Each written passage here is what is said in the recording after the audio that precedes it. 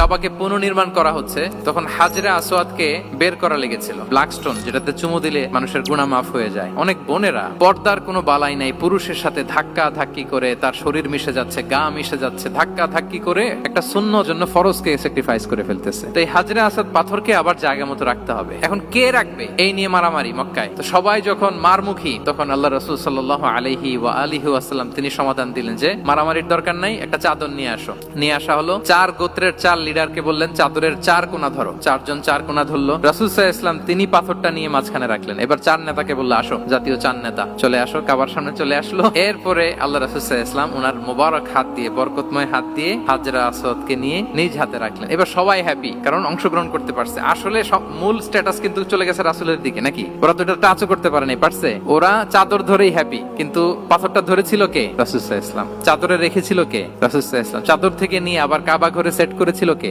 রাসূলুল্লাহ সাল্লাল্লাহু আলাইহি ওয়া আলিহি ওয়াসাল্লাম। এভাবে উনি কনফ্লিক্ট রিজলভ করতেন থ্রু হিজ উইজডম, ওনার প্রজ্ঞার মধ্য দিয়ে। আমাদের ভিডিওটি ভালো লাগলে আমাদের পেজটিকে ফলো করুন এবং শেয়ার করে পাশে থাকুন।